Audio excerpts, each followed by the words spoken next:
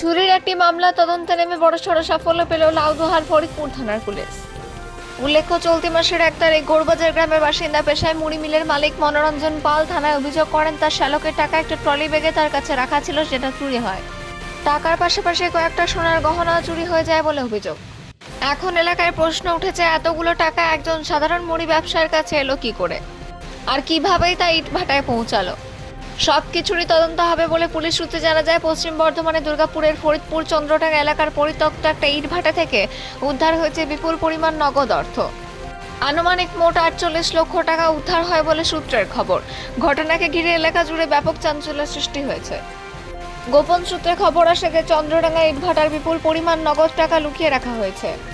খবর পেয়ে ফরিদপুর থানার পুলিশ অভিযান চালিয়ে দীর্ঘক্ষণ তল্লাশি করে আনুমানিক 48 লক্ষ টাকা উদ্ধার করে। উদ্ধার হওয়া টাকার সঙ্গে চুরির ঘটনার কোনো যোগসূত্র রয়েছে কিনা তা খতিয়ে দেখছেন তদন্তকারীরা। পাশাপাশি টাকার প্রকৃত উৎস কিভাবে তা ইটভাটায় পৌঁছালো এবং এর পেছনে আর কারা জড়িত থাকতে পারে সেই সমস্ত বিষয়কেও তদন্তের আওতায় আনা হয়েছে। লাউদুহা থেকে আজিত মিশ্রা, রিপোর্ট নিউজে।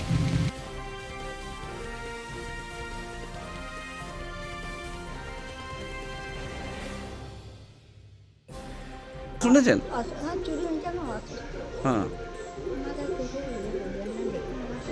একটু জোরে বলুন।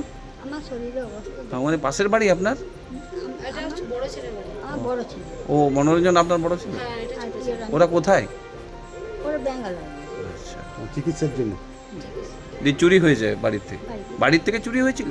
বাড়ি থেকে কত টাকা হয়েছিল? রেখেছিল না রেখেছিল বাবা, ঠিক আমরা ঠিক আছে, আপনার নাম? ওইটা আমরা ইনভেস্টিগেশন করে দেখছি কি ব্যাপারটা আছে। ওটা একটা রাইস মিল থেকে উদ্ধার হয়েছে, যে কমপ্লেন করেছে তার বাড়ি থেকে উদ্ধার হয়েছে। ডিটেলস আমরা দেখছি, প্রায় 50 লাখ আছে।